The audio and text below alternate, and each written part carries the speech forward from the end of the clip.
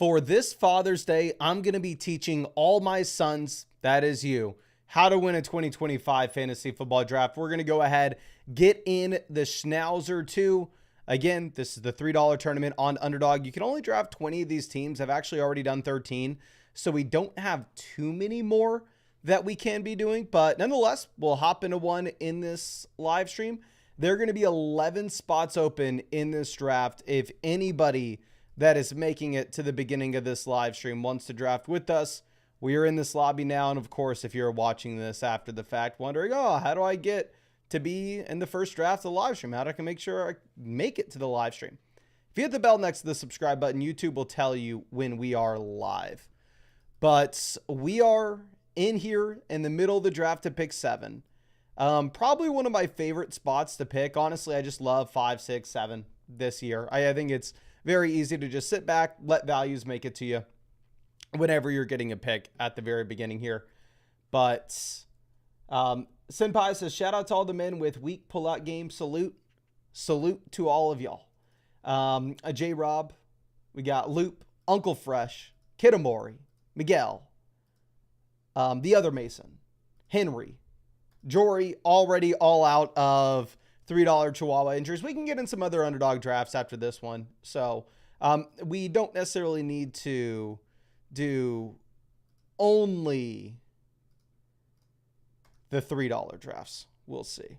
Antler Eye says, so bummed I missed the $500 draft last night. I'm ready for one if you're up for another. Appreciate you coming out, my guy. We got Jared in this draft with us at 12. We already saw Saram out here at pick 8. We got Jose in this draft with us at 2. Ben in this draft with us at 1. He's saying that this is his first draft with us. Well, I'm happy to teach you a lesson or two on Father's Day, my friend. But this is going to be a good day. Angel says, question, is there a limit to how many teams you can draft? It just depends on every tournament. Like here in the $3 tournament, you can only draft up to 20 teams. In the $5 Puppy Superflex, you can draft up to 150. So every tournament has a limit. It just depends on the tournament with what that limit is. But let's see. Sabre says, Mason, what brand is that hat? Looks clean. I don't mean to gatekeep for y'all here. So I'll let y'all in on some game if y'all need it. I got this from Mother Dodd on Christmas, and I believe it came from Target. So if you're needing you a nice little new black hat, you can go to Target whenever you want. We are going to take McCaffrey here at pick 7. Again, I know we see this every single time, but like, let's look at this structure of a tournament. It's a $3 buy and $100,000 first place prize. How many players in fantasy football have we ever seen a 29 point per game ceiling from? 1. That's Barkley. At least players that you can draft this season. Maybe if you want to go back to the early 2000s and look at some LT, you can do it. And I'm not picking on Derrick Henry whatsoever or anything, but we all remember Derrick Henry absolutely crushed last season, right? Derrick Henry, phenomenal. Derrick Henry, arguably the best season of his NFL career. Amazing league-winning option. Derrick Henry last season gave you 19.5 points per game. When McCaffrey has stayed fully healthy outside of his rookie season, he has given you 24, 29, 21, and 24.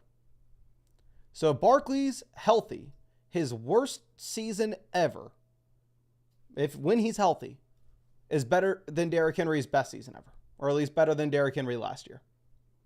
So I'm not going to sit here and tell you that McCaffrey has the highest floor. And I know we've said this again in the past, but if I was drafting the Flock League, where if I have a horrible season, I'm going to get ridiculed from week 1 through week 17. I may be too scared to take Saquon Barkley there at 17. We're going to take A.J. Brown here relatively easily, because if we take A.J. Brown at 18, we do have an outside chance to get Jalen Hurts at pick 55. So if I was in a league where getting last place, it's detrimental to my mental health, I'm going to get ridiculed, it's going to be disgusting. Yeah, maybe I chicken out. Maybe I go Puka Nacua instead of pick 7. But this league, I couldn't care. If I'm not going to win it, I couldn't care less if I get 3rd or if I get 12th. Getting third versus getting 12th in this 12-team league right here, it's the exact same for me. I'm either going for the top prize or I don't freaking care. And again, this is a $3 buy-in, $500,000 prize pool. So in these underdog tournaments, I'm not going to hesitate to pull the trigger on McCaffrey. I'm going to chase the ceiling.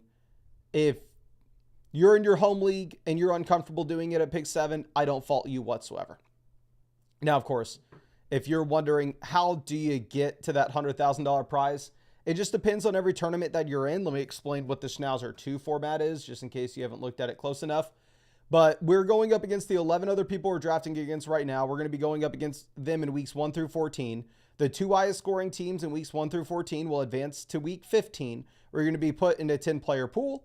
And then if you're the highest scoring team in week 15 out of those 10 teams, you advance to week 16, which again, you put into that 10-player pool. And then if you're the highest scoring team in week 16, you advance to the week 17 final with a 310-seat final. If you make it inside the top 310, yeah, at least win $100. But in reality, all the money is up for grabs at the top, right? With $100,000 for first, $50,000 for second, $35,000 for third. That's really what you should be shooting for. And that's the reason why 90% of people who do these 90% of people who do any tournament drafts, regardless of the setup, they are going to lose money. It's just the people who do make money are going to make a life-changing amount, where the people who lose money, it's like, whatever. Okay. Let's see. Tyreek Hill goes off the board at pick 29. I have the preference for the player that I want here at 31. I'm not going to say it just in case this team at 30 is watching this live stream. Terry goes. JSN was the guy I wanted. I prefer JSN over Adams, Terry, and I guess that's it. That little group of 3 wide receivers. I just in general want the wide receiver that's going to be trending upwards in trajectory rather than maybe like Devontae Adams turning 33 this season. Even though, like I've said in the past, every smart person on the planet absolutely loves Devontae Adams here in the middle of the 3rd round this season. And if you were going Mason, you're an idiot, man. You really need to take Devontae Adams here. If you're passing on Devontae Adams, giving him to Saram, you're just forfeiting this draft. I would absolutely love to draft against you. I'm drafting in these live streams literally every single night. Every single night we are doing it on Underdog as well. Again, these are best ball drafts, so no time commitment whatsoever during the season. It's how we draft hundreds of teams every year. It's how I won a decent amount of money back in the day. And if you wanted to draft with us, you can find that link to Underdog Fantasy in the live chat description comment section. It says draft with us here. And if you use code FLOCK, you will get a 50% deposit bonus up to $1,000. Plus, you will get my 2025 fantasy football rankings and draft guide cheat sheets for every platform. And Underdog is available in damn near every state. Another thing you could look to do is just scan that QR code. But if you wanted to see the states Underdog is available in, here you go. Here's that magical, magical map. It's in Florida, Texas, California, New York, all the big ones, pretty much. It's not in some of the smaller ones. I apologize if you're in Nevada and I'm calling it small.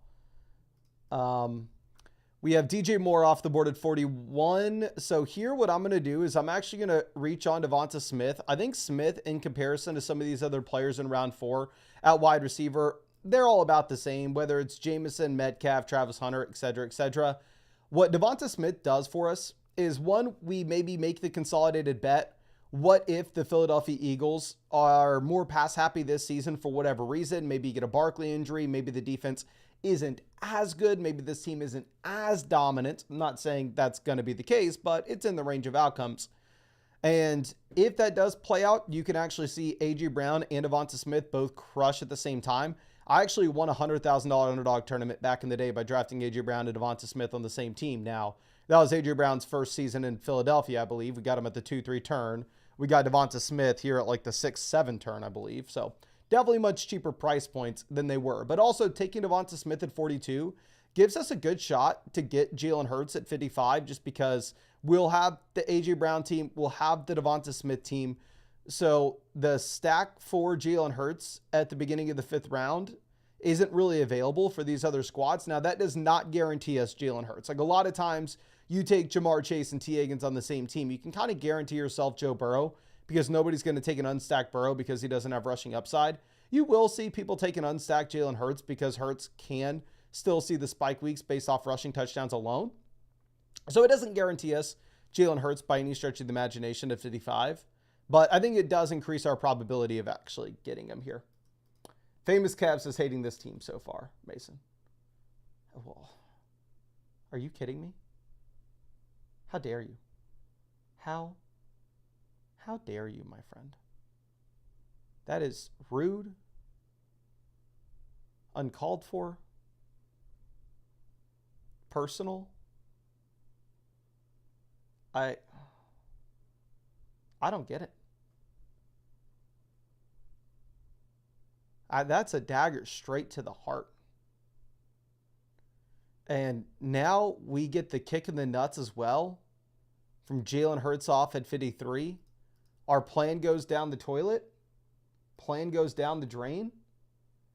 Zay Flowers goes. I don't want Joe Mixon. I guess we'll take Calvin Ridley and hope that the Tennessee Titans offense is better. Clearly, I wanted Jalen Hurts.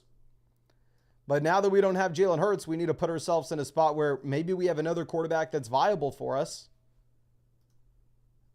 If we're looking at Calvin Ridley, we can go Cam Ward late. Now, of course, a concern with that is like, oh, okay, we're going to go Sam Darnold and Cam Ward as our quarterbacks. Do we realistically have any upside whatsoever? Dylan says, why are you out on Mixon? If you look at Mixon's involvement as a receiver this past season in Houston, let me pull this up, was about the lowest mark that we have seen over the past 5 years. Like, Joe Mixon actually only ran about 12 routes per game this past season in Houston. And now the Texans actually bring in 2 additional running backs with Nick Chubb and Woody Marks. So I think the receiving upside's not really going to be there for Mixon.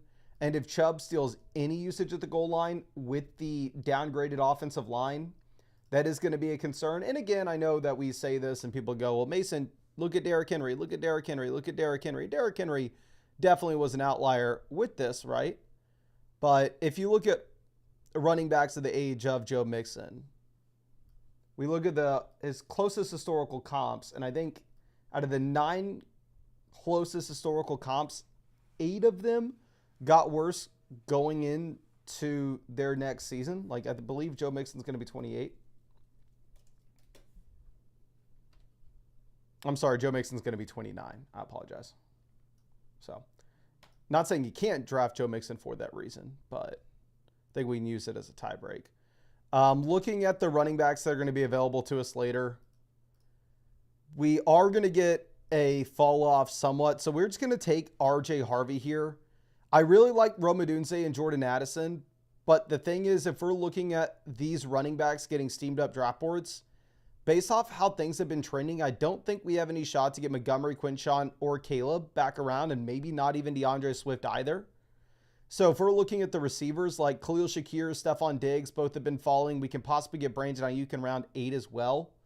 So we'll go ahead. We'll take RJ Harvey. I haven't drafted him a bunch. I showed you all my exposures as soon as J.K. Dobbins signed. And I definitely have invested a lot more dollars into J.K. Dobbins than I have RJ Harvey at this point. But getting the discount on RJ Harvey in a tournament in which the vast majority of teams will have selected him in round 5, I don't think it's the end of the world. Okay. Fried Bologna says Nick Chubb doesn't catch balls. I'm not saying Nick Chubb's going to catch balls. Woody Marks is going to be the third down running back for Houston. Nathan says, how do I get in a draft with you? If you're already on Underdog, I just kind of count it down and go 3, 2, 1. I'm getting into this draft. You can try to join the draft with us at the same time. There. Let's see. Smallsy says, QJ better than RJ Harvey. I'd say Quinshon Judkins is a much better running back than RJ Harvey. I'd agree with you on that front. My issue is I think the Denver Broncos is going to be a much better offense than the Cleveland Browns will be. So, 100% I agree with you. Quinshon Judkins is a better running back than RJ Harvey. But again, I think that there will be more red zone opportunities in Denver than there will be in Cleveland. And this is what we talked about previously, right? I'm in a lot of these drafts, so I can kind of see how things are trending. We're going to take Jaden Reed because we need to set ourselves up with the ability to target a different quarterback later on. We whiffed on Jalen Hurts to pair up with A.J. Brown and Devonta Smith, so any wide receiver we take, we kind of want their quarterback to be available to us later. Khalil Shakir is not going to do that for us. Jaden Reed will, however. But yeah, when you're in enough of these drafts, you can kind of see how things are trending positionally. And one thing that I have noticed is a lot of these running backs are kind of getting steamed up where they are more guaranteed to go at the 6-7 turn. Whereas some of these receivers like Stephon Diggs, that would almost always go at the 6-7 turn previously, are falling back. And then even a player like Brandon Ayuk, there's a chance that we get him to pick 90 with how things are trending. Okay. Thomas says Sampson over Judkins. I could not agree less with that. Like, if you think Sampson over Judkins, you better be drafting a ridiculous amount of Sampson at RB62. Which I'm not going to say Sampson's a bad pick at RB62, but to say you'd rather have him over Judkins, unless you're saying, like, with their cost. I think that's crazy. Smalls, he says, Brown's changing the playbook back to the Stefanski. Okay, here's something that's stupid simple to figure out. Like, oh, what should the expectations be with Cleveland this next year?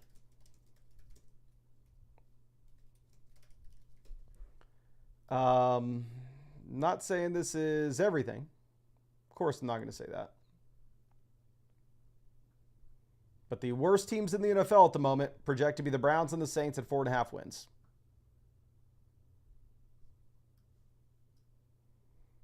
Sportsbooks know more than I do. They know more than you do.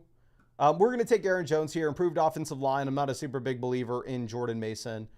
We'll grab the old crusty guy. Maybe he gives us points at the beginning of the season. RJ Harvey gets us the production near the end of the year. I was actually going to take TJ Hawkinson over Aaron Jones if Hawkinson made it, just given the fact that Hawkinson would have given us the ability to go with JJ McCarthy a little later on. But can maybe make a stretch and say, oh, go with the JJ McCarthy on Aaron Jones and see if Aaron Jones has enough involvement as a receiver, which we're probably stretching it too much if we're trying to sell that story. Okay. Cameron says dinner with Flock or 500K. Okay, that's the easiest question I've ever heard. You put the price point approximately 75% too low if you wanted to make it an interesting question. Wolf Chomp says he has 34% Dylan Sampson. Let me pull up how much Sampson I have.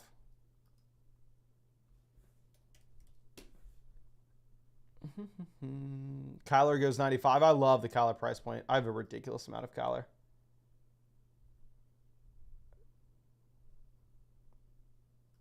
Keon goes 97. I noticed Keon falling a bit in drafts that I've done lately. I have Dylan Sampson in 9.5% of my drafts. I haven't taken many high stakes drafts, so like the dollars aren't super high in terms of what I've invested into him. I have a lot of Judkins, though. I absolutely love Judkins. I have Judkins in 13.5%. I'm still underweight Harvey, though. I only have Harvey in 7.5%. So whoever said Judkins over Harvey, I hope you're right, because I have more Judkins than I do Harvey. But you just got to be realistic about the offenses. Okay, we're going to get Jaden Higgins. This is going to be a super easy selection for us. I was really hoping Higgins fell because if you're looking at like Kelsey in comparison, I'm not interested in taking Travis Kelce here. I'm not really going to be taking any players in this range where their quarterbacks are already gone because, again, we have no quarterbacks. And two of our first three receivers, their quarterbacks already off the board with A.J. Brown and Devonta Smith. So we really need to be putting ourselves in a position where we have some flexibility at quarterback. I don't necessarily only want to have like two names that we can look at. So now we have Darnold, Cam Ward, Jordan Love, and CJ Stroud, all as options for us. Maybe if we get a value on like Purdy, Bo Nix, McCarthy, we go with it. Obviously, if we ever get like an insane value like Dak falling 20 picks past ADP, I will take a player unstacked just for the advancement on it. Nicholas says he won 500 in the Flock tourney last year. Took 14th. Congrats. I got smoked in the Flock tournaments. What's funny is like the Flock tournaments, I had decent advance rates in terms of like weeks 1 through 14. But then when you had the head-to-heads in week 15 and 16, I got smoked across the board. I drafted in every flock tournament. I believe I maxed out every single one with 3 drafts. So I must have drafted like 30 flock teams or something like that. And I got 0 to week 17 in them. Okay. But congrats. That's awesome. That guy. Mark Andrews goes 114. If we take another receiver here, we are done at wide receiver. Saram goes Trey Harris. Shaheed, I don't really have much interest in. Jonu's been a massive faller. Even with Jonu being a massive faller, I think we can go with him and make the argument we have the additional quarterback we can now look at with Tua. Like, the ideal was honestly, even though I've taken very little Trey Harris, it would have been nice to get Trey Harris at 114, call it a day with our wide receivers, and then be able to target Justin Herbert. But now for the quarterbacks that we have, let's just go through and queue up every quarterback that we at least have one of their players on our team. We have a Packer on our squad. We have a Viking. We have a Texan. We have a Dolphin. We have a Titan. We have a Seahawk. Now, obviously, some of these pieces maybe correlate a little stronger than others do, particularly with our wide receivers and tight ends versus our running backs. But at least we have a decent list of players that we could look at so we can stay flexible somewhat with. And again, the ideal was we would have just gotten Jalen Hurts at pick 55 instead of Calvin Ridley, and that would have made this team 10x better. But it is what it is. Live by the sword, die by the sword. Digby says, do you trust Brian Thomas Jr. at his ADP? Yeah, 100%.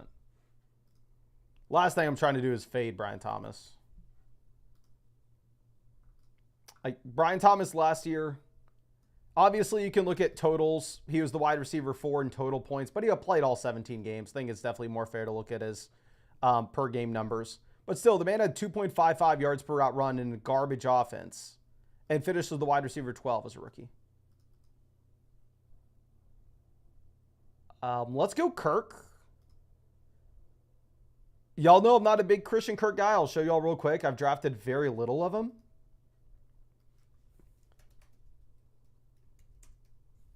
I have Kirk in 5.5% of my drafts.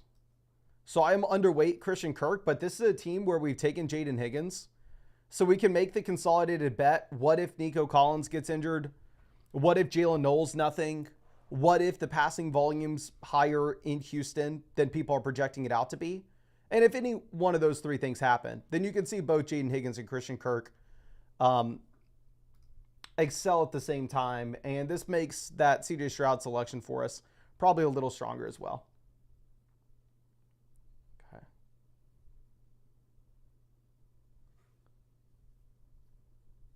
Trevor Lawrence goes 132. Chris says, will there be more flock tournaments this year? I won the flock tourney 5 last year. Are you serious? The flock tourney 5 paid $10,000, right? Let me know. Did you win $10,000 last year? And I will reach out to my guy at Underdog. I would be very surprised if he tells me we cannot do any more flock tournaments. I want to say 99% sure, yes. I can't give you the 100% because I've not had that conversation with them yet, but I'm sure we will. Okay, Dobbins goes, we're done drafting wide receivers at this point. I don't know if y'all saw, Jack Besh did have a negative blurb. He was not the rookie wide receiver running with the ones in Las Vegas. I am slightly underweight Jack Besh as well at 6.1%. McCarthy goes, so here's an interesting dynamic. Like, we could try to push CJ Stroud. Let me show y'all this board. And if we had more quarterback options, if we would have gotten Jalen Hurts earlier, I probably would try to push it. But a big reason why I'm thinking we could potentially push Stroud is the Nico Collins team was at 10, right? They already had Josh Allen, Dak Prescott. So in reality, we shouldn't really expect this team to, and they're on the other side of the board of us as well. So because we have Jaden Higgins and Christian Kirk And if we're looking at Joe Mixon plus Nico Collins there on the other side of us, realistically, we may have been the only team in play to take CJ Stroud, where we could have pushed him to try to get it at pick 151 instead. My thing is, we may still need to take a quarterback at 151 anyway, so like pushing CJ Stroud may not benefit us that much in this case. Like if I had a player that I'd be super excited to get, like say Tyler Warren fell to me at 138. In reality, if Tyler Warren was there at 127, I would have just taken him there. But let's go hypothetical. Tyler Warren's there at 138 for me. I would have passed on CJ Stroud, seeing if we can get him in the 13th, but I don't feel like any of these players are worth taking that risk for. Levi says, I made the Flock 4 finals and got dead last because half my team got hurt. That's funny, my guy. Okay, Nicholas, you can't keep spamming the chat like this, my friend. Okay. Dan says, I'm the Nico team. I'm fading CJ Stroud. You could have pushed. Yeah, well, I knew you weren't going to take CJ Stroud. I would just have to worry about one of these other teams taking him unstacked over here. And like I said, there's a chance that we were going to look to take another quarterback here in round 13 anyway. So because of that setup, kind of is what it is. Britton Strange goes, again, we are done taking wide receivers ourselves. Jaden Blue goes, it's not like I'm that excited to take Isaac Rendo or Tyler Algier. So what we're going to do here is we're just going to take Tua. We'll pair up Tua with Jonnu as our second quarterback. And we're definitely going to take a third QB, right? Like we're not going to stop here. Both Cam Ward and Sam Darnold are going to be in play for us, given the fact that we have both Calvin Ridley as well as JSN. And our first quarterback off the board was pick 138. So like we are still very much underweight the quarterback position. I probably won't take either quarterback in the next round, to be honest. Feels like it would be a pretty big reach. I'm sure that we'll find a different value that we like a little more. Jose says, it's my first time drafting with you, Mason. How's the team at 2 looking? Let's check out Jose's team at 2. I love the team name. What's up, Jose? But here we have Barkley, Jacobs, Harrison, Sutton. So here's one thing. Obviously, this maybe comes down to your personal preference. And if you love Harrison, you can go Harrison. A big reason why the Harrison ADP is there at the 2-3 turn is typically it's like the T. Higgins or the Jamar Chase team taking him because they're valuing a week 17 bring back, hoping that the week 17 game goes nuclear between Cincinnati and Arizona. So if I don't have one of those Cincinnati options, I'm typically going with Garrett Wilson here at the beginning of the third myself. I'm getting James Cook at 50 is absolutely massive. I mean, I've drafted very little James Cook so far this year, but round 5, James Cook's beautiful. Jerry Jeudy at 71's beautiful. I think you can definitely afford the Laporta selection at 74. We get Kyler at a reasonable price point for the stack. Bo at I love your team. I think Marvin Mims is one of the worst picks in fantasy at this point. Like, I'd way rather have Tyler Warren over him. But, I mean, I understand it. If you're ever going to take Marvin Mims there, it makes sense to do it on the Bo Nix team, right? But overall, I absolutely love your team. I think you got some sick values. We'll take Isaac Rendo as our next piece. That way, everybody's going to yell at me in the comment section. Oh, my gosh, there's no way McCaffrey stays healthy. Oh, my gosh, McCaffrey's going to get hurt. Okay, well, no matter what, I have the starting running back in San Francisco, which in reality is probably not the case, right? Because the reason I haven't taken a lot of Grindo so far this year is even if McCaffrey does get injured, I don't think Grindo's guaranteed to be the guy. Okay. Let's see. Mason says another $3 draft question mark. So after this, I'll only have 6 drafts available to us left in the Chihuahua. I like doing the $3 drafts as like a nice little warm up, get our feet wet. I feel like typically, if y'all know, very often in these live streams, I'll have a draft that just goes off the rails that is so bad it has a 0% chance to win anything. And I feel like usually that's our first draft of the stream. So I kind of want to save those $3 drafts to do our warm up over the next few weeks. So I don't want to do too many $3 drafts just because I want to be able to do like a $3 draft every day. How about this? Let's do a Best Ball Mania draft next, and then we'll fill it out for our third one. JP says, finally made a live stream. Good to see you, Flockers. Good to see you, my guy. But Pat Frymuth off the board, 172. We're going to take 3 tight ends. We're going to take 3 quarterbacks and 3 tight ends. Will Shipley goes. This team is Daniels and Love, so I'm imagining that they're going to pass on quarterback, and we'll get Cam Ward here to pair up with Calvin Ridley. Yeah, so we will take Cam Ward. We will get him as our 3rd quarterback to pair with Stroud and Tua, and we will have Ward with Ridley. Overall, I like the team. Am I going to sit here and act like this is the best team we've ever drafted? Of course not. In general, I think it would have been a lot better if we would have had Jalen Hurts just falling. Really only had to fall one more pick because the team after us had Daniel, so they weren't going to take him. So if we could have faded one more pick for Jalen Hurts, I think this would have been a much stronger squad. But again, I mean, we've won some pretty big tournaments on Underdog before with the combo CMC, AJ Brown. So I'm maybe a little bit biased on this. But running back, we have CMC, RJ Harvey, Aaron Jones, Isaac Grindo. We'll take one more bum running back here at the end. Wide receiver, we have AJ Brown, JSN, Devonta Smith, Calvin Ridley, Jaden Reed, Jaden Higgins, and Christian Kirk. Tight end, we have Jonnu Smith, and we're going to take 2 more bum tight ends at the end of this draft. Quarterback, we have CJ Stroud, double stacked with Jaden Higgins, Christian Kirk. We have Tua paired up with Jonnu Smith, and we have Cam Ward paired up with Calvin Ridley. Okay. Brady says, once we get closer to the season, we'll be doing more redraft mocks. Yeah, we'll do some regular redraft mocks once we get closer to the season. We'll have everything hosted on flockfantasy.com as well. And we are not going to take another quarterback, even if Darnold would make it to us in round 18. There's no world in which you take 4 quarterbacks unless it's a super flex. So we're just going to get one more running back, and then we are going to get 2 more tight ends. Okay, Schultz goes, we'll take Jalen Wright as our 5th RB here. Maybe you can make an argument, oh, okay, he pairs up with Tua, blah, blah, blah. In reality, I'm not opposed to the Jalen Wright pick in a vacuum. I don't have a ton of them. He falls 17 picks past ADP. We need another running back. So we'll just go ahead, we'll pull the trigger. We're going to be done drafting running backs afterwards, though. So we're just going to take 2 more tight ends here in round 17 and round 18.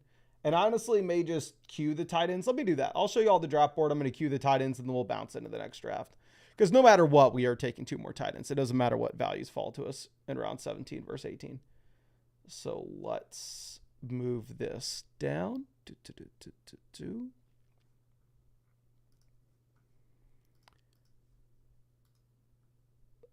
I will queue up. Chig makes a lot of sense given the fact that we have Cam Ward. I like Terrence Ferguson, Jatavion, Jawan, Arroyo, Fannin, Noah Gray, Ben Sinnott, and then we'll just start queuing up some of these bums. Okay, so let's go ahead and let's get into another draft. We are going to get into a BBM draft in 3, 2, 1. Okay, we're in. There are 5 spots open if anybody wanted to get in with us. And just in case you've been living under a rock, maybe you're not on Underdog already. Again, if you're new to Underdog, this is not the tournament I'd hop in immediately, even if it's the largest one. I would definitely do like the $3 drafts before you would get into any of these. But this is a $25 buy-in. Let me update the little buy-in on the screen. This is a $15 million prize pool. So this is the largest fantasy football tournament on the planet. $2 million goes to first, $1 million goes to second, $500K goes to third. If you want to know like how that happens, so similar to the last tournament, we already went through this, but we're going to be drafting against 11 other people here. So in weeks 1 through 14, it's the regular season, best ball scoring. So you don't submit your starting lineups, automatically done for you at the end of every single week. No waiver wire, no time commitment, right? But just whoever has the highest score, the 2 teams with the highest score out of this 12-team group, weeks 1-14 will advance to week 15. Then in week 15, you'll be in a 13-team group. If you're the highest scoring team in that 13-team group, you'll go to week 16, where you're in a 16-team group. If you're the highest scoring team in week 16, then you'll go into the final week 17 with 539 teams. And then that's how you get the $2 million for first, $1 million for second, et cetera, et cetera, et cetera. I've gotten a team in 16th place in Best Ball Mania in the past. That was a couple of years ago. Last year, I also had a team in the finals, but my team in the finals was built around like the Texans-Baltimore game. I had like Lamar Jackson, Zay Flowers, Isaiah Likely, Nico Collins on Christmas. I was telling everybody in my family, oh crap, I'm about to make millions of dollars. This is going to be great. We need to watch the Texans-Baltimore game. Everybody huddle around the TV. Here's what we're rooting for. And then, of course, Derrick Henry just shat on me. So Nico Collins did nothing. CJ Stroud looked like an absolute bum. Maybe you remember that game, but it was brutal. So we are in at pick 10. Vinny goes McCaffrey over Gibbs. We see a McCaffrey top 6 pick sighting, which again, this is like a $25 buy-in, $2 million for first. I'm not pushing McCaffrey inside the top 6. Whenever I'm at pick 7, I'm taking McCaffrey, but I'm not going to fault anybody else for deciding to go CMC at 6. So we got somebody asking us if this is going to be a Genty draft. I can make this a Genty draft if y'all want. Everybody spam the chat. Would you? I kind of want Neighbors. Spam the chat. Do you want Neighbors or Genty? What do you want? First message says never Genty.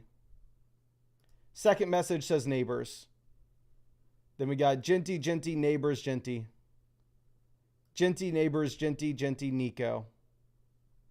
Neighbors, Neighbors, Neighbors, Neighbors. Okay. 20-second. It's a little bit tougher to ask the chat than it would be in a 30-second. I'm going to go Neighbors. A big thing as well is just, y'all know I'm in a ridiculous amount of these drafts, right? So we get the luxury of seeing these trends. And one trend that I for sure have noticed. Okay, let's see real quick. One trend I've noticed is wide receiver values are a little bit better later. We're going to go Achane here at 15. Let's mix it in. But one trend I've noticed in these drafts, and I wouldn't expect this to change too much as we get like more August and September drafters in here, is Genty has been falling. I think I've explained this to y'all before, but like I can tell when somebody leaves a comment or is like talking in the chat. And I know it sounds weird that I can tell, and it sounds like I'm just making things up and blowing smoke, but you have to think about it. And I'm not saying this is a flex whatsoever. This is more so I have no life. This is my entire life.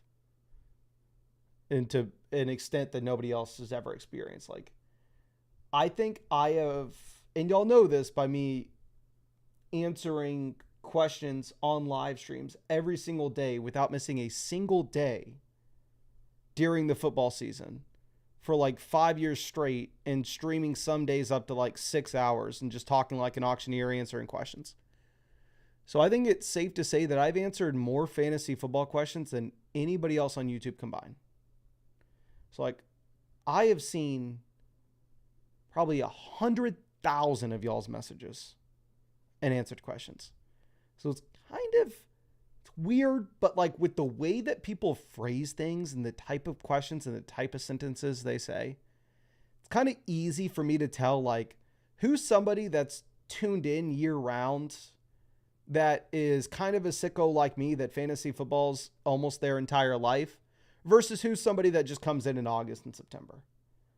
And as I've been putting out like more so normal videos lately, I have noticed like the people who just are going to come in like August and September, their sentiment around Genty, what it seems, and maybe I'm making this up, and this could all be in my head, so take it with a grain of salt, is it seems like they're all telling me, why am I going to take Genty in round 1? Don't you remember what Bijan did?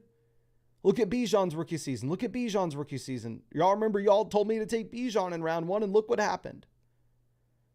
So the sentiment I'm getting from a lot of those people that are going to come in August and September is they're not interested in like taking Genty in the middle of round 1 here. I think we may see more drafts where Genty slides to the beginning of round 2. Henry says, where's the dog? Been a while since I've seen the dog.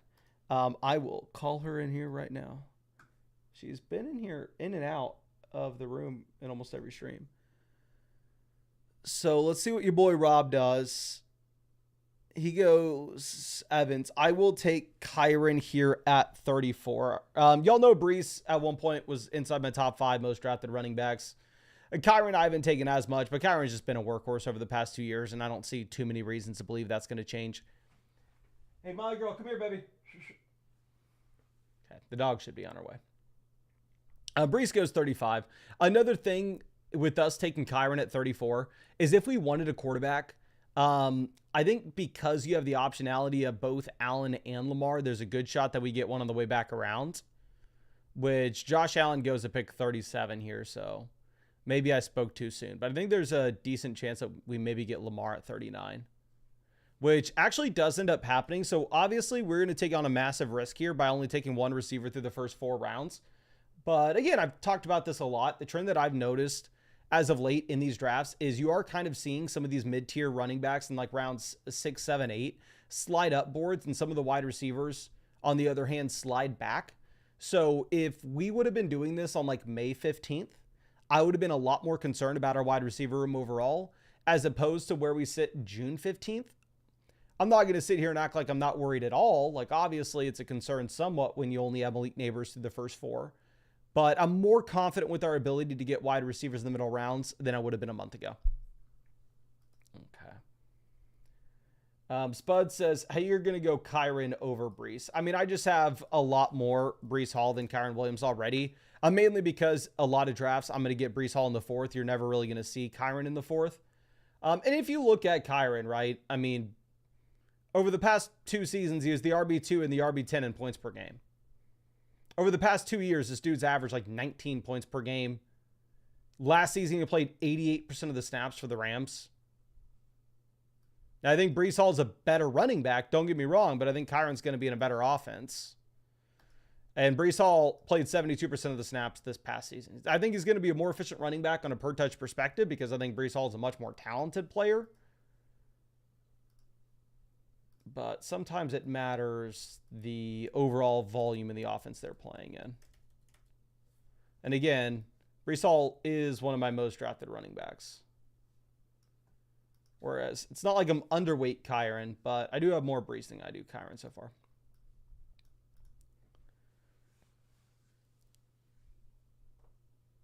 Spud says, but they drafted right, the Rams. I mean, yeah, they take Hunter, but they took Blake Corum last year as well. Now, Hunter is a very different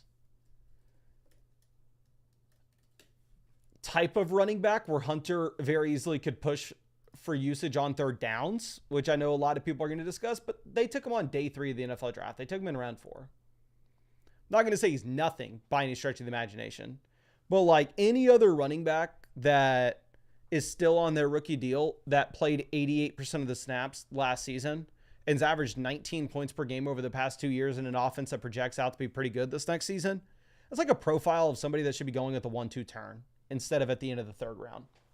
So like you are getting somewhat of a baked in discount on the Kyron Williams price, similar to what you got last year. But because we're in a spot in which we have only one wide receiver through the first 4 rounds, even if I think Kenneth Walker is the best player on the board, I'm going to go ahead. I'm going to reach on a wide receiver. We're going to take Jordan Addison here at 58. We kind of have to play catch up at wide receiver over the next few rounds, right? Almost no matter what. Like, I think I can make an argument for Trevion Henderson to be the next best value on the board at this point. Y'all know I'm not going to take Burrow. We already have Lamar. I'm not taking an unstacked Burrow myself. Cole says, how do you check the percentage of players that you drafted? So, I'm going to probably reach. How about this? For everybody who says, oh, you only take players at the top of ADP, I'll reach on Jerry Jeudy for you here. We'll take Jerry Jeudy at pick 63. Concern with this is like, are there any teams that are getting Jordan Addison in the mid to late 6th and then Jerry Jeudy in the early to mid 7th?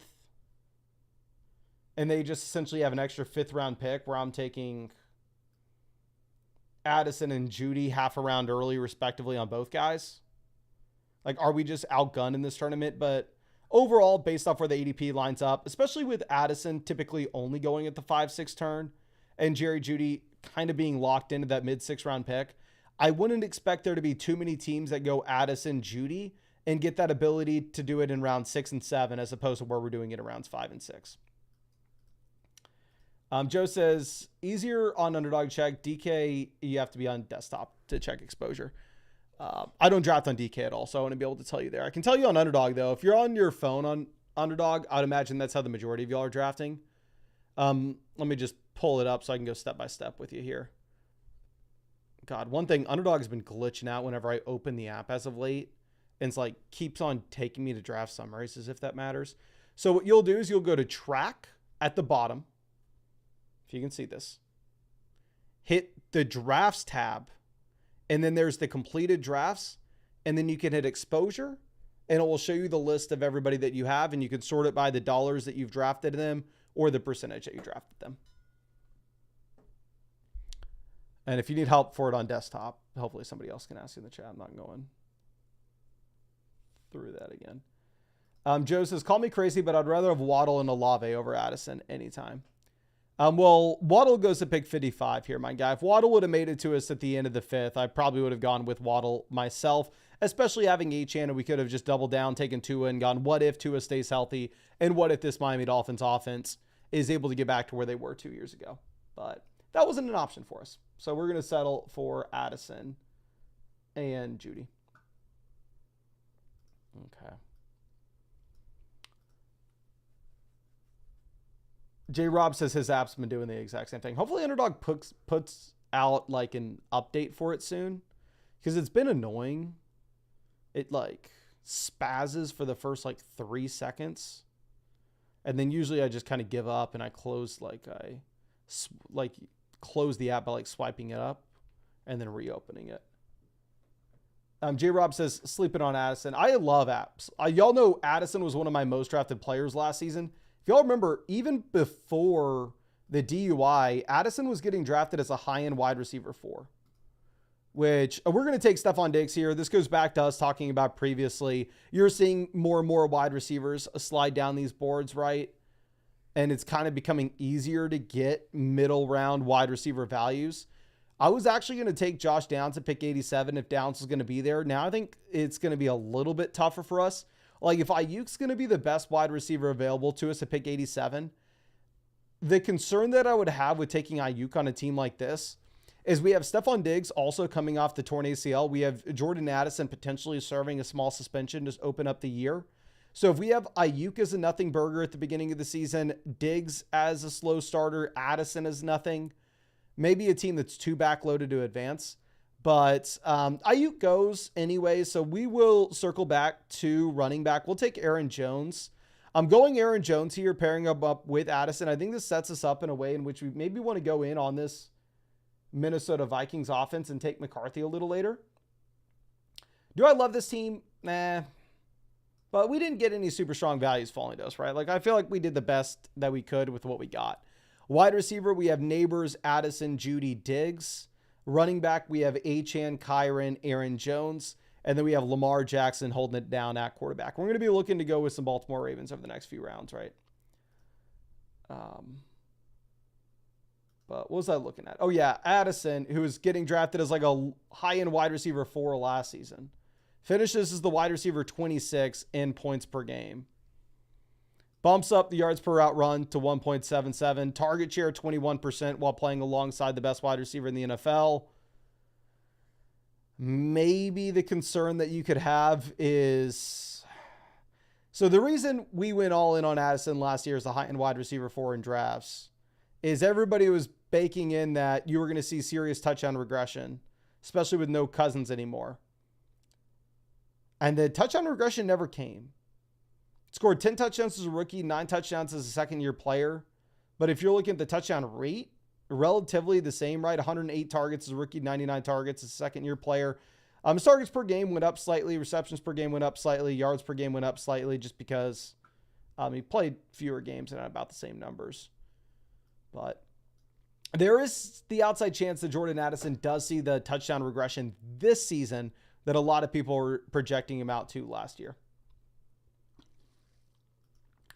Ben says he just got Bowers at 29 in a Schnauzer. That is ridiculous. Honestly, you should be embarrassed that you didn't take him at 20. Like 20 is the low. If I was on the clock, I'd take him Bowers at 20, but that is amazing. Okay. Cole says Trey Harris or Luther Burden. I'm not really drafting much of either. Okay, Bateman goes pick 100. Sucks for us. Obviously, we needed a receiver, while at the same time we have Lamar Jackson. So Bateman was for sure somebody that we were going to be looking at. And now that Bateman's gone, there is an outside chance that your boy ends up having to look at Luther Burden and Trey Harris. And we may have to answer it for that team that was asking previously by just answering it ourselves here. So Kelsey off the board, 102 to Vinny.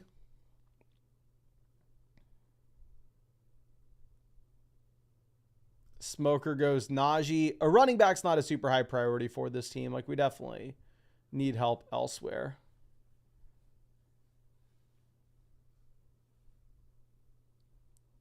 This is Scott SK0T goes Andrews. Clearly, Andrews is going to be the next guy that we were looking at once he had Bateman off the board. So it sucks that we have no option to go Andrews either.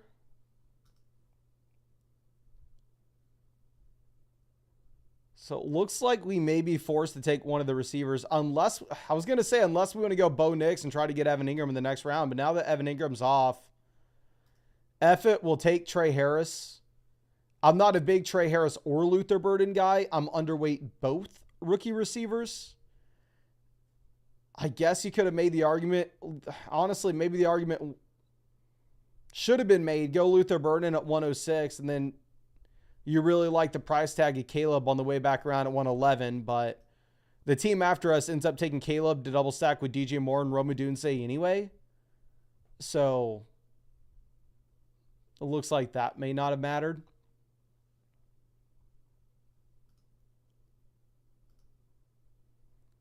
Let's see what Lou does. Goes Burden. Okay. What am I supposed to do? Just Tracy, keep it boring. ETN's been the riser, but we already have drafted a decent amount of ETN.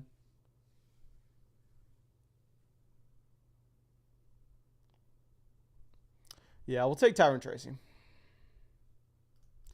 His turn didn't go the way we wanted, obviously, but there's nothing we could have done about it. What am I supposed to do? Go and box out some people so we can get Andrews, Bateman.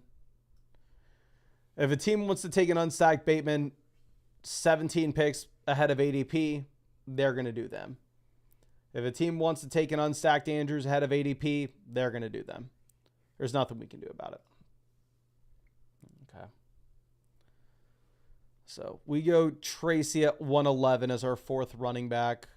It's not the end of the world with an unstacked Lamar. You do just get a ridiculous amount of rushing upside. Like, one thing that we can look at, right, is this may actually be fun to do. I've never done this on the site before, but this could be interesting. So let's pull up and let's look at where Lamar's big time spike weeks came. And let's see if we had the big time spike weeks from anybody else in this offense. So last season, there were 1, 2, 3, 4 different weeks where Lamar Jackson had over 30 points. The first one was week 5. Did you get a spike from Flowers in week 5? Flowers scored 19 points. You don't need that to win Best Ball Mania. And week 5, what did Bateman do? Bateman scored 15 points. You don't need that to win Best Ball Mania. In week 5, Mark Andrews scored 9.5 points. Isaiah Likely scored 16.5, which this is actually the week you'd want given the position. Week 7 was the next spike. Flowers scored 4 points. Andrews scored 20. So you actually would have wanted Andrews this week. And you would have wanted the Bateman spikes. And never mind, maybe I'm disproving myself. Maybe you do want to have the pairing with Lamar regardless, but it is what it is. We can look at Isaiah Likely later. If we don't get Likely, it's not going to be the end of the world. You don't need to stack Lamar. Definitely still advantageous, though. Okay. Drake May goes 124. May would have been in play for us to take Stephon Diggs. McCarthy would have been in play for us as well, but Kale took him. Kale took him very early for his third quarterback. Took his third quarterback in round 11, which is interesting. Looking at our potential QB2, I'm not wanting to take Jackson Dart as my QB2. I don't really see what that accomplishes. God, are y'all kidding me? Why are you taking my guys?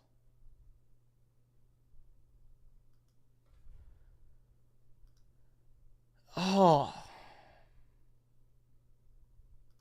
Actually, oh, okay. I'm so stupid. It's super easy. We just take Justin Herbert. We pair up Justin Herbert with Trey Harris. I'm never really considering Justin Herbert here because we never really draft Trey Harris.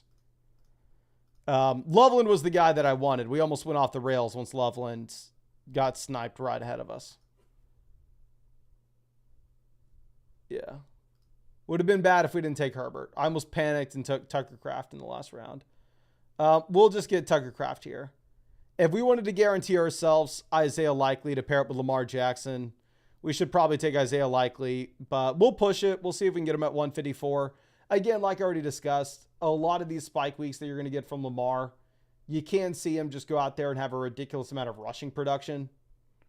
Like looking at Lamar Jackson through his NFL career, every single season, he has averaged over 50 rushing yards per game. We can go through week 1 last year, 122 rushing yards. Week 3, 87 rushing yards. We have a 79 week, a 65, 87, 63. So if Lamar wasn't going to give us that rushing upside, I would feel the need to reach to complete our stack. But with Lamar Jackson specifically, I don't feel like we have to. It'd be ideal, but it'd be more so ideal if we get the player following us anyway.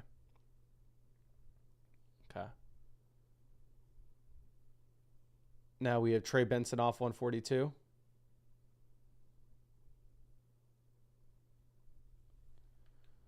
The big Q goes 143. Stroud falls a considerable amount.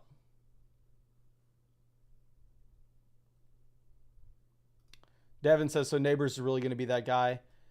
I have drafted a decent amount of Neighbors. I possibly actually want to be a little underweight Malik.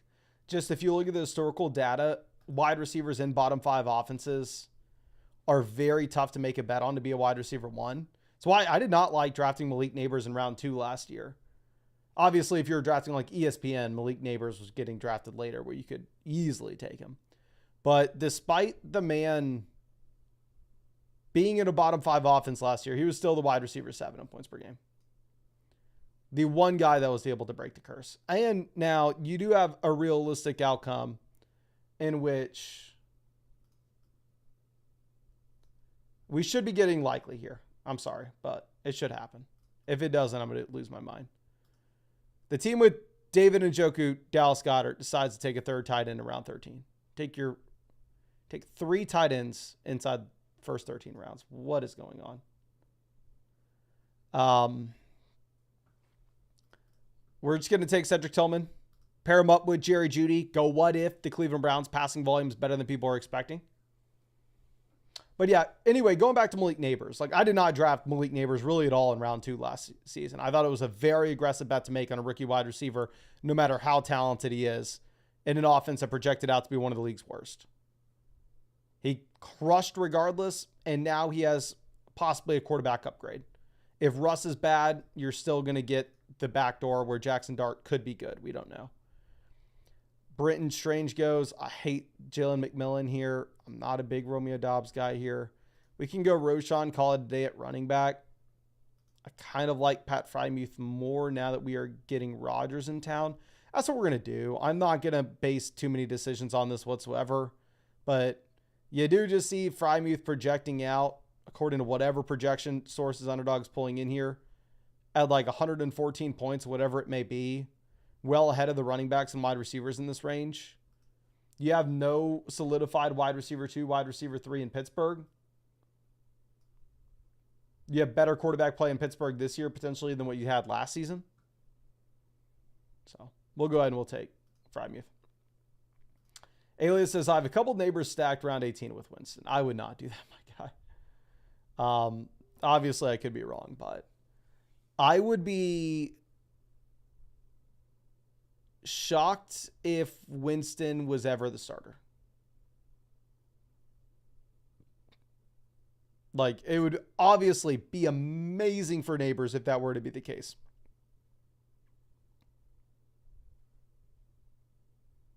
But Russ is getting paid more, and they take a rookie quarterback in round 1. Henry says Keenan should sign with Pitt. Would be a natural fit. Like you have DK, the outside guy, just kind of needs somebody to play over the middle.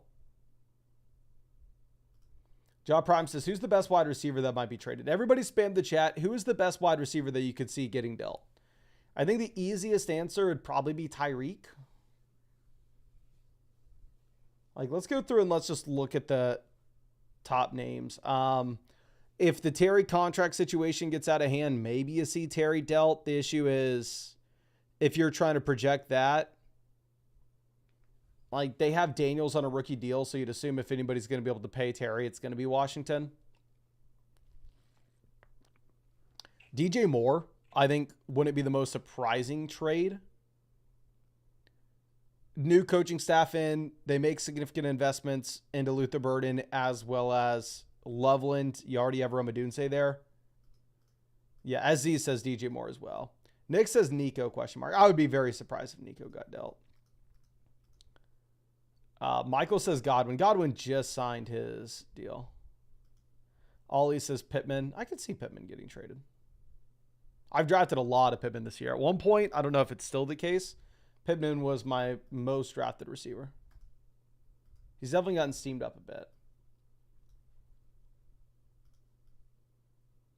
Let's move this down. Jalen Noel goes 175. We are just running back, wide receiver, tight end through the rest of this draft.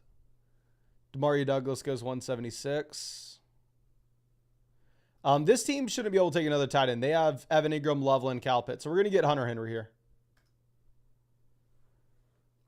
I'm not the biggest Diggs guy. I'm not the biggest Kyle Williams guy. I'm not trying to fade Drake May, however.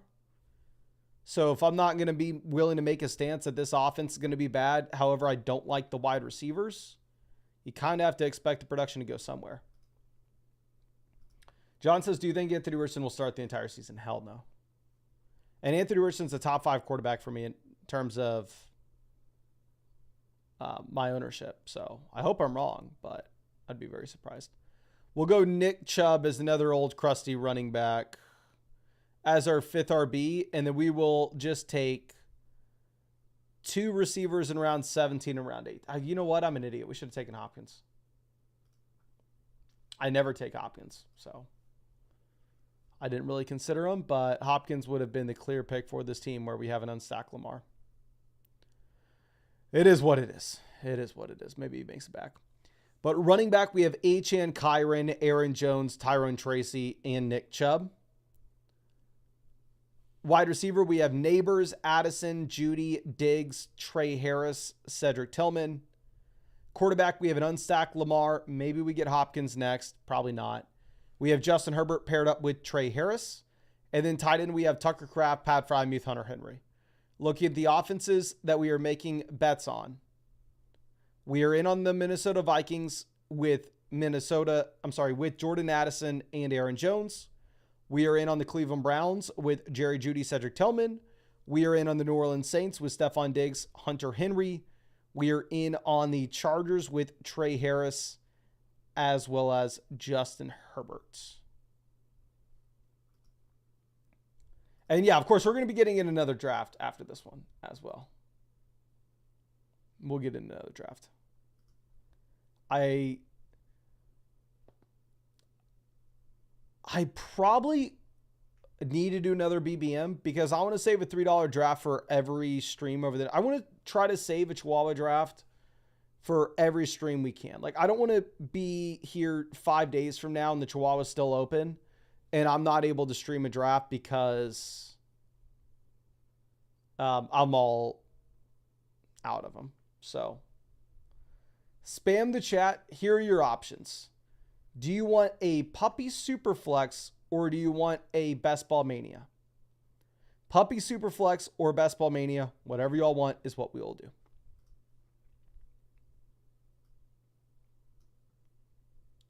Okay. Hopkins goes 197. Not going to cry about anybody taking Hopkins there. He's 15 picks after ADP. We got BBM, Superflex, BBM, BBM, Superflex, Superflex, Superflex, BBM, BBM, Superflex, BBM, Superflex, Superflex, Superflex. Oh, dear God. Super, BBM, Super, BBM, BBM, BBM, Super, BBM, Super, BBM, Super. Okay, here's what I'm going to do. This is too close. Can I, how? hard would it be for me to end this poll and create a new one? Okay, I'm going to start a new poll. Just vote on the poll. We're going to do 2 wide receivers. We'll take Amari.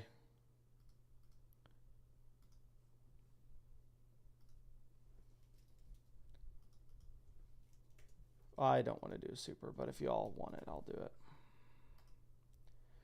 Okay. There's a poll in the chat. Just draft on it. Okay. Thornton's been a big riser based off camp reports. I'd rather just make a gross pick of Jalen Tolbert.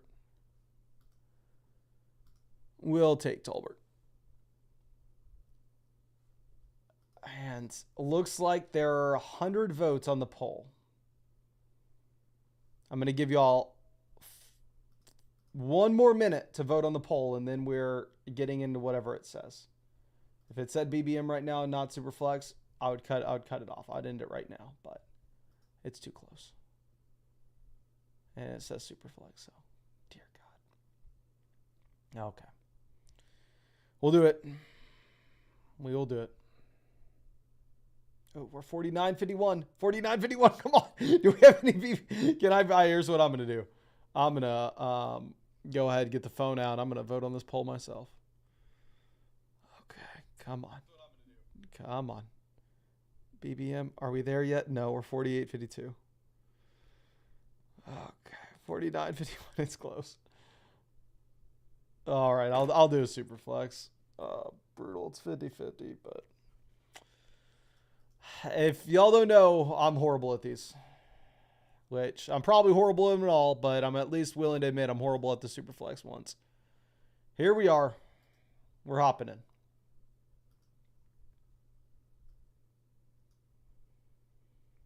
I've only done 1 Superflex draft this year. And of course, we get freaking pick 12. What quarterbacks are we going to have access to? Pick 12, I'm going to have to choose. Do we take like Gibbs or CeeDee Lamb? I'm sorry, like Gibbs, Lamb, or Baker? The only Superflex draft that I had done was the day that they dropped, and I went Josh Allen, then like Bo Nix, Justin Fields at the 2-3 turn.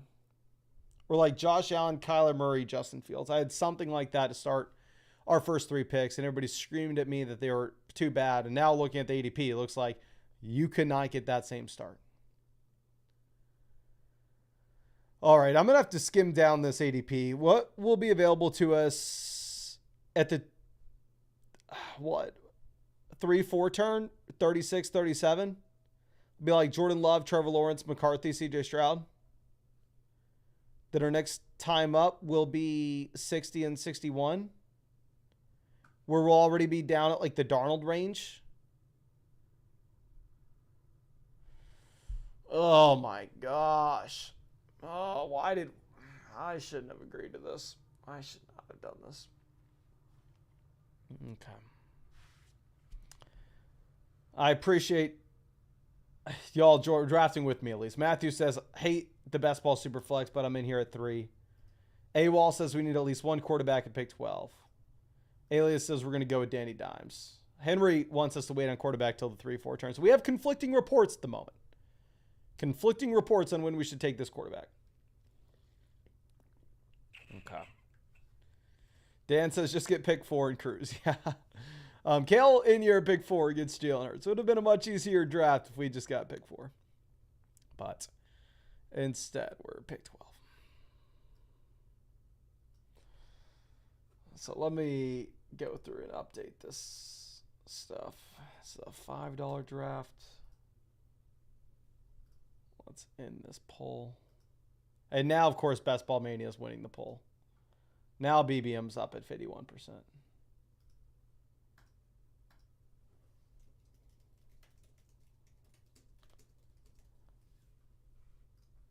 Bo Nix goes to Vinny. I didn't even notice we had Vinny in this draft.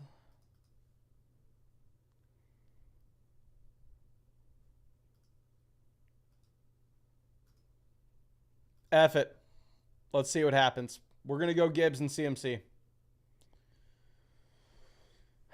We're going Gibbs and CMC. Now, there is a difference in these drafts in comparison to the one quarterback underdog drafts, just beyond having the Superflex spot. And anything I say at any point in this live stream, let it go in one year, out the other, because I have never won anything in these Superflex drafts. I've only ever been paying the rake. But what we've talked about for years, and I've had some people tell me it's not the worst idea,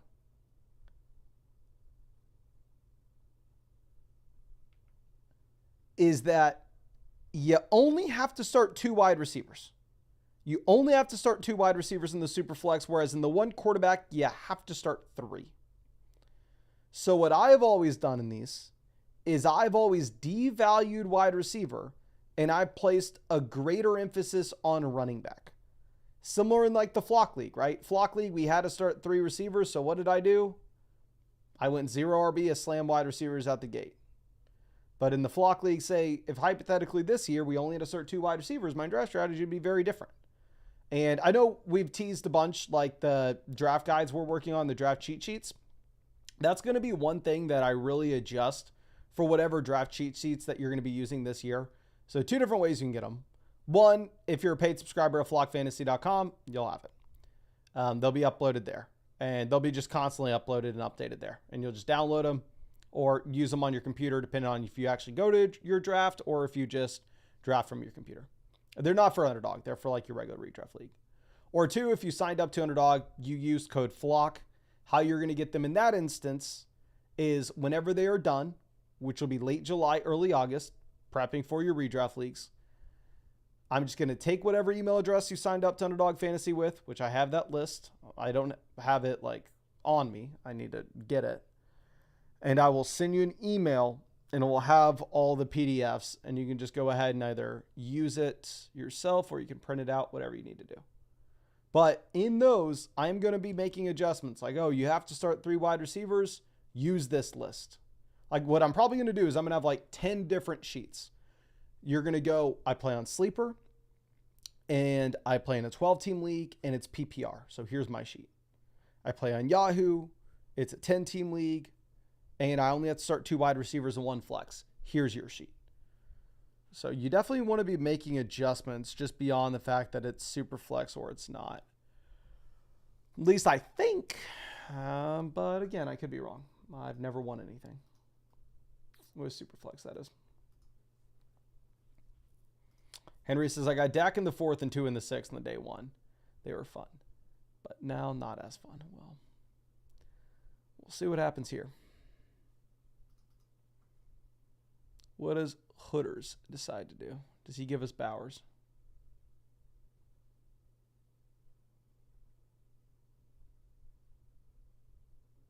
He goes Jacobs. Oh! We need to at least take 1 quarterback for sure. We can go Love. Lawrence has already had Brian Thomas off the board. Love, we're going to have a bunch of options for stacks later. Spam the chat. Am I supposed to take Bowers or Lawrence here? Gut reaction is Lawrence. Next time we're on the board is going to be like pick 60. We could get like, would I rather down tier from like Lawrence to Darnold or Bowers to Kittle? Henry's telling us to roll the dice. I'll roll the dice. Actually, never mind. It didn't work out. We took Lawrence. We played it safe.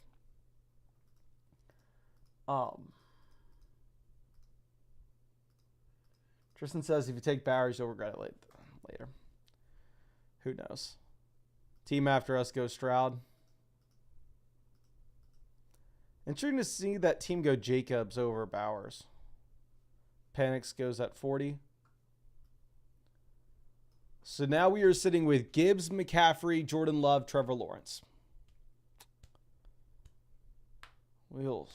Team at 7 has no quarterback yet. They go Stafford at 42. I know this is not supposed to be the way you play, and I know anybody who knows how to do this tells me not to do it. But I still stand by. I think the strategy to win these tournaments, here's what I would do, is I would draft, was trying to win the Puppy Bud Superflex. I would draft as many teams as I possibly could on day one, and I would just go 3 quarterbacks at the gate. I would just, that start that I had day one, Josh Allen, it was like Josh Allen, Caleb Williams, Justin Fields. Start with those 3 quarterbacks. Don't take another QB. That's what I liked. That's what felt good to me.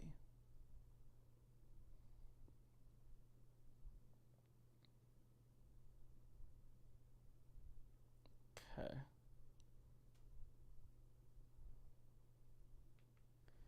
Breece Hall goes 47. And you kind of get a sense of like the running back versus wide receiver value here. Why would you go Gibbs and McCaffrey over Lamb? Like Breece Hall typically goes to the 3-4 turn in 1 quarterback underdog drafts, where Ladd McConkey, A.J. Brown typically go in round 2, right? And here they're going back-to-back. Henry says, a few years ago I got 8 and never did another. Of course, I never won any. Henry says, yes, day 1 was the day to draft. Loop says, is this a 30-second draft? Feels slow. Maybe. Higgins goes 51. Wilson off 52.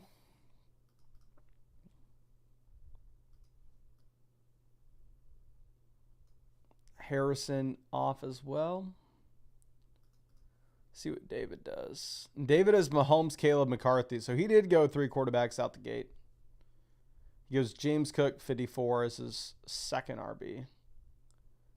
Like Terry, Tyree, these are typically like 3rd round picks in 1 quarterback leagues where Marion Hampton goes the 4 or 5 turn. If you just want like a reference point for what we are seeing with the wide receiver versus running back values. F me. Like what the? How is this fair?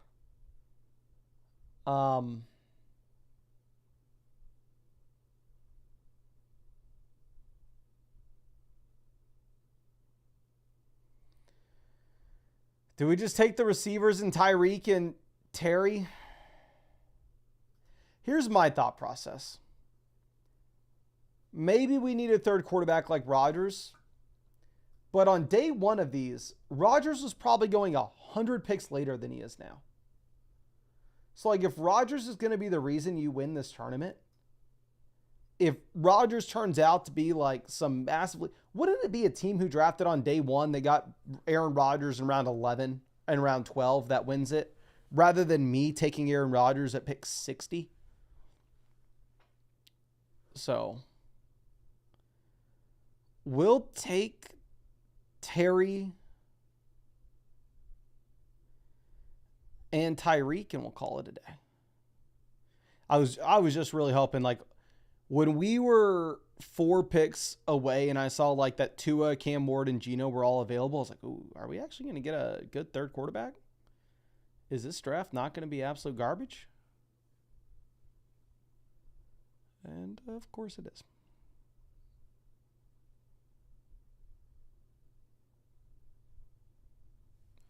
Okay.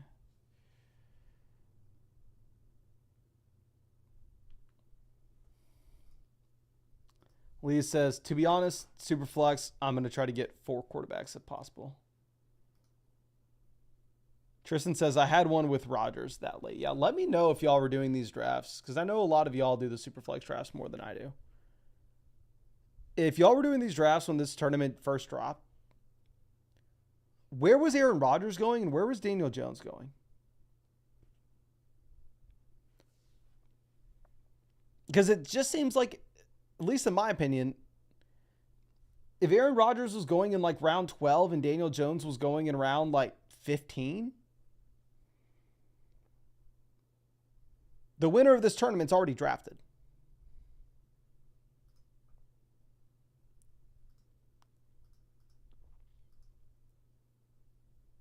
Okay. Trevion Henderson off at pick 76. James Conner goes 77.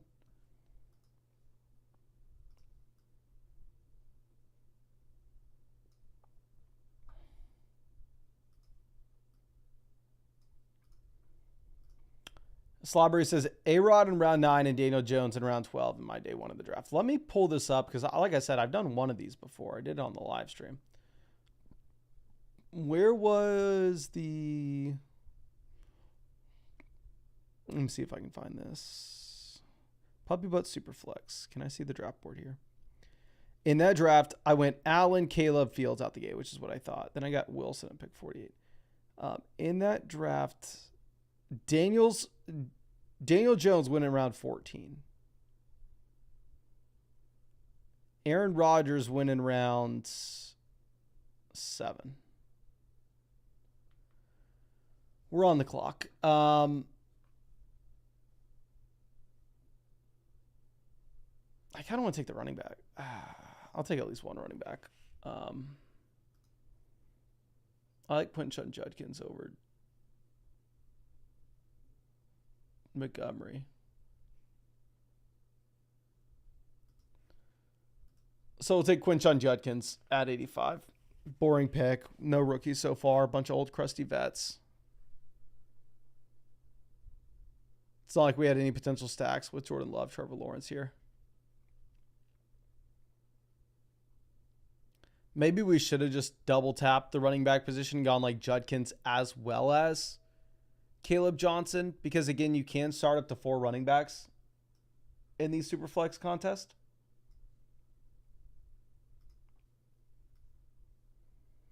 So far, running back, we have Gibbs, McCaffrey, Judkins. Quarterback, we have Love, Lawrence.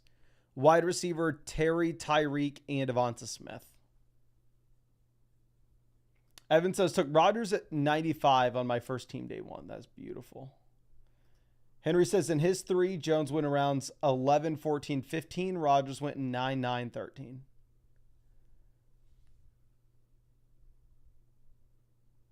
Will says, is it crazy to try one quarterback and play regular players at the Superflex? Sounds crazy to me, but at the same time, like, who the hell am I to say anything? Like I said, every time I've ever done a Superflex draft, I've just been donating to the pot. Dark, which is funny because, like, when Underdog first dropped Best Ball Superflex, I was like, oh, I'm going to be great at this. I've been playing in Superflex League since 2017 for Dynasty. I thought I was going to be cooking.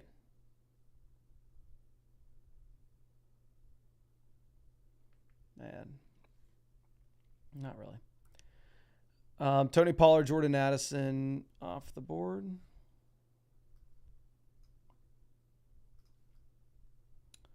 Hawkinson goes 102. Hawkinson has a pretty close ADP to Kelsey.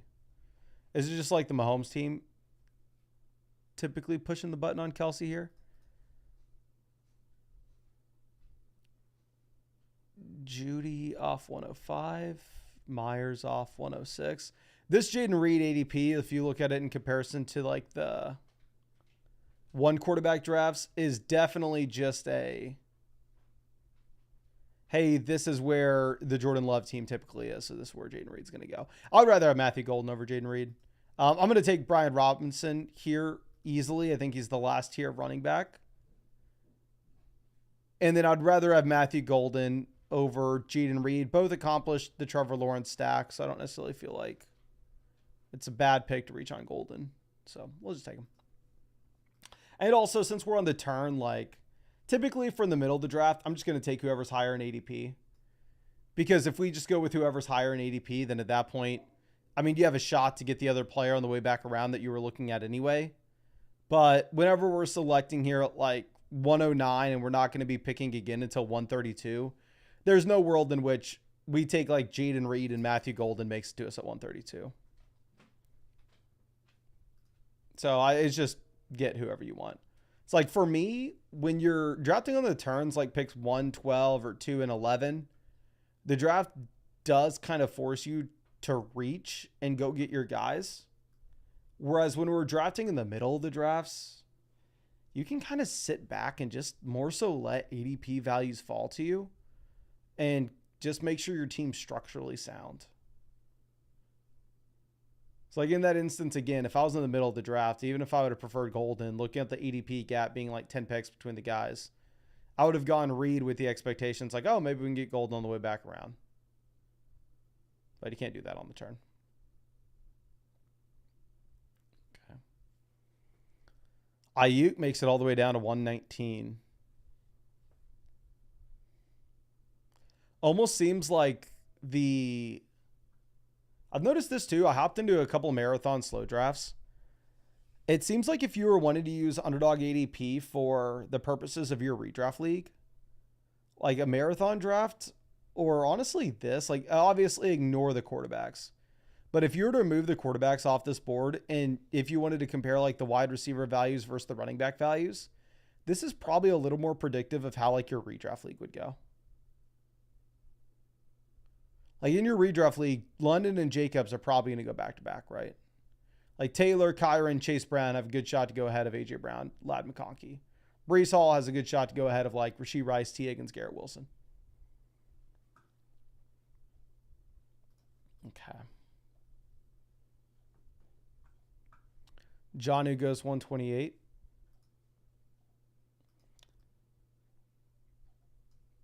Hey, Miley, stop. Let me know. Okay, here's. Oh, I forgot to tell y'all. I had a horrible day. Real quick. I know who we want. Let's see. That team goes Jaden Higgins. Thank God. I wanted Michael Pittman and Ramondre. We actually get both guys. Yeah, I'd rather have Pittman over Jaden Higgins myself. So excited to get that. Okay, so here, let me show y'all this. This was hell. Today's been hell, if we're going to be honest with each other. So my HVAC system is dead set in the middle of the house.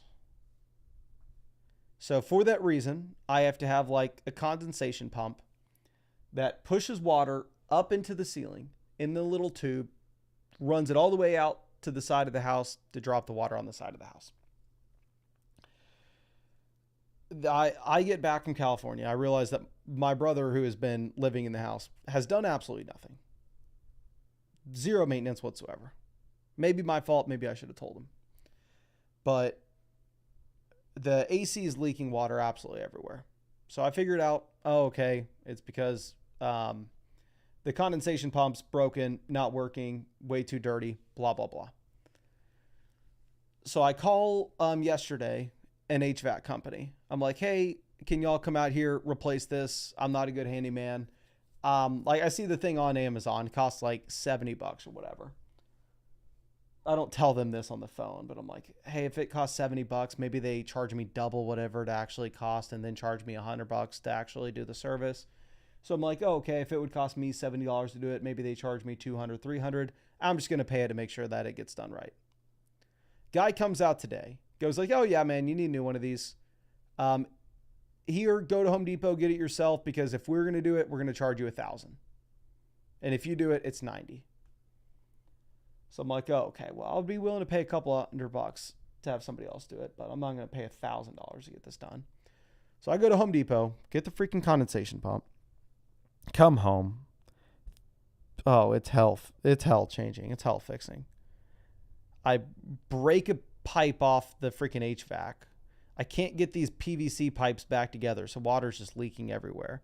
I kind of have it back together at this point, but I realize the house is now hot. And I go to the thermostat and try to mess with it. Thermostat's just completely black. I open up like the HVAC, no lights are on. So I realize the unit's now like getting no power.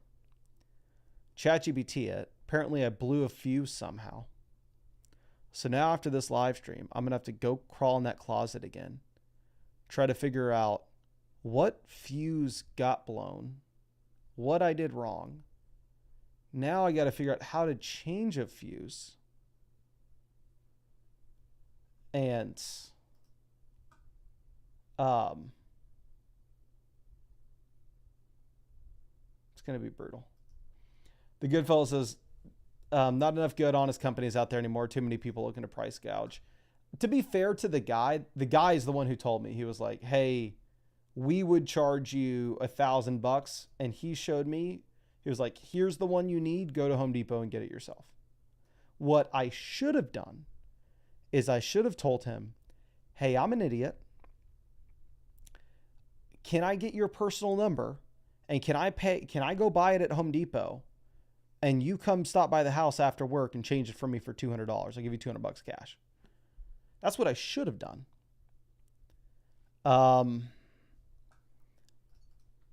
Quarterback, we have like Jalen Milroe, Kirk Cousins available. I'm not taking either quarterback here. I'd rather have Luther Burden over Kyle Williams. And I guess we can maybe take a tight end to this point. I'm not going to take like Tank Bigsby, Algier, Austin Eckler over either one of these receivers or tight ends. So we'll go Dallas Goedert as our first tight end. So now after this, so long story short, I have the PVC pipes to drain the water are now no longer really lined up. I can't really get it back in. And at the same time, I don't even know if the new condensation pump's working or not because the AC won't turn on. A fuse is blown. So my fear is I somehow, by the grace of God, figure out what fuse is blown, fix it, and then like one or two, like, or then like the pipe's not working so the water's leaking elsewhere, or the condensation pump doesn't even work, the one I replaced it with. So like if I can get the 8, so long story short, I have way more problems on my hand than I started with. It's brutal. I already checked the breakers and I already tried to flip them, and yeah, that didn't work. John says, had something similar with the thermostat the other day. I had me get the unit and they installed it, but quoted like $1,000 for the unit going through them. Yeah. Vinny says, Mason connected the AC to the trash compactor. Yeah. I somehow set the AC where it sucks in air from the inside and blows air, cool air on the outside of the house. So I'm now going to be warming the planet for y'all. I'm sorry, cooling the planet for y'all, but warming my house.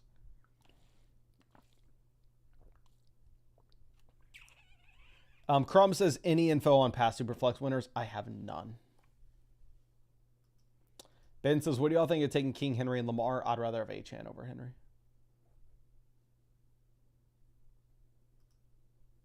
Tristan says, put 1,000 on red, and then when you hit, you'll basically have their repair for free. What's going to be brutal is I'm going to have to call out this repairman again. And then he's going to look at like all the problems I caused. He's going to be like, yeah, it's going to be 1,500. Or he's going to go, I saw you on YouTube bragging about winning money on Underdog. So it's actually now going to be 150,000. Okay, Roshan, Jalen Wright off. Britton Strange would make a lot of sense for us to pair up with Trevor Lawrence. We have no Lawrence stack. But I'm so dismotivated with this team. I just want to cry about it. I don't think we have any shot to win this, to be honest. Prita says, do you play poker at all? I used to play poker. Okay, so I used to think that I was going to be a professional poker. I'm sure not everybody, but a lot of people have had this experience. But back in like when I was a junior in college, I just consumed so much poker content, thinking that I was going to like all of a sudden be a professional poker player. Of course, that never came to fruition. Raphael says, Achane over Henry and half PPR is crazy. As Z says, do you ever go to the lodge up in Round Rock? I have not. Here's my thing with poker at this point, and maybe it's a bad way to look at it, but especially because I kind of get my itch already with the underdog drafts, right? We can take Nick Chubb here. And then looking at tight ends, Gesicki, Taylor, Cade Otton. Gesicki last year, 109 fantasy points, decent offense. What happens if you get an injury to top receiver? So I'll go with them. Here's how I kind of look at poker. And which, again, this is probably a bad way to view it. And if I got the opportunity to like get college buddies together and like play the poker game we used to in college, I would. Don't get me wrong, because it'd be fun. But if it was like me going to a professional card room I know that I'm not sharp enough to be a winner there, right? The expectations is like, especially like, because you have to pay the house. Like, Underdog, you got to pay a rake. Poker room, you got to pay the house. So I know I'm not sharp enough to win anything, especially considering the fact that you got to pay the house. I want to convince myself that I do have somewhat of an edge in these underdog drafts. If you look at my historical advance rates, if you look at what I've been able to do in certain tournaments, I think there's somewhat a track record there to give me an idea that maybe I have the tiniest bit of an edge. I already have a ton of fun doing this. And from a business perspective, like, if I'm going to spend 3 hours live streaming underdog drafts, one, there's a chance I win money in the underdog drafts, just how like there's a chance I would win money in a poker room. But two, I'm never like, my business isn't going to make any money when I'm at the poker room, whereas I will make money live streaming on YouTube. So it's like I have just as much fun, if not more fun, like streaming underdog drafts. I'm definitely like playing the game itself. I think I'm more likely to win money with underdog drafts than I would be going to a poker room. And if you add on the fact that I'm going to make money on the YouTube side of things, then I'm for sure going to make more money doing the YouTube thing. So I've kind of completely abandoned poker because my thought process is I'm going to have just as much fun, if not more fun doing this. And I'm for sure going to make more money doing this. So,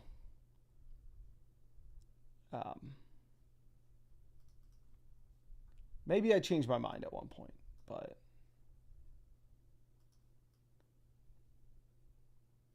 I have like no interest. It would be different if I thought like playing poker was so much more fun than live streaming underdog drafts, but in reality, I probably have more fun doing this anyway. Okay, we're definitely going to want to take another tight end with Chig. What quarterbacks are there? Spencer Rattler, Dylan Gabriel, Joe Milton, Jameis, Zach Wilson, Kenny Pickett, Mason Rudolph. I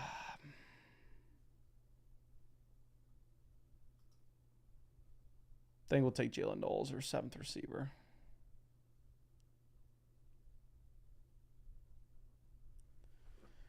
I feel like we should take a third quarterback, but like I know the first year the Superflex stuff came out, how people ended up winning a decent amount of money is by taking Geno. But here, if we're looking at like quarterbacks that fit that mold, there are any quarterbacks here that are live to be the starter in their offense? Not really.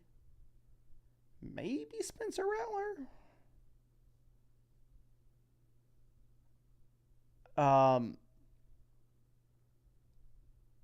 But like, are we even sure Mac Jones like the QB2 in San Francisco?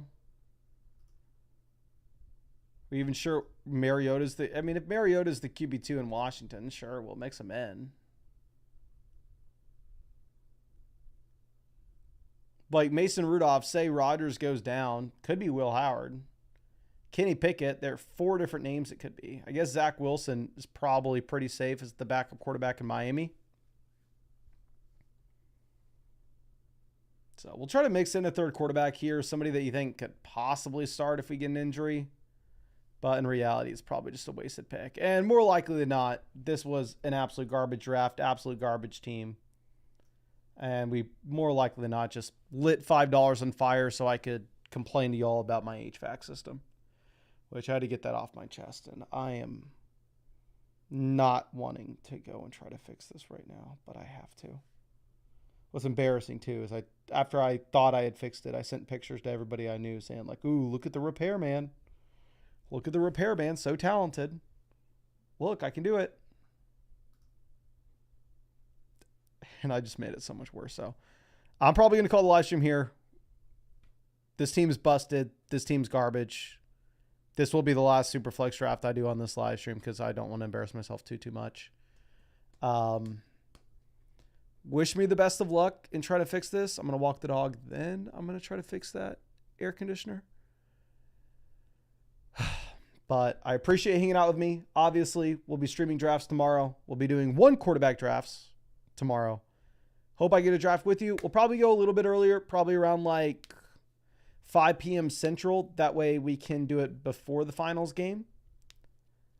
But I appreciate hanging out with me. I really hope you can make it to the drafts tomorrow. I really hope you can draft with me.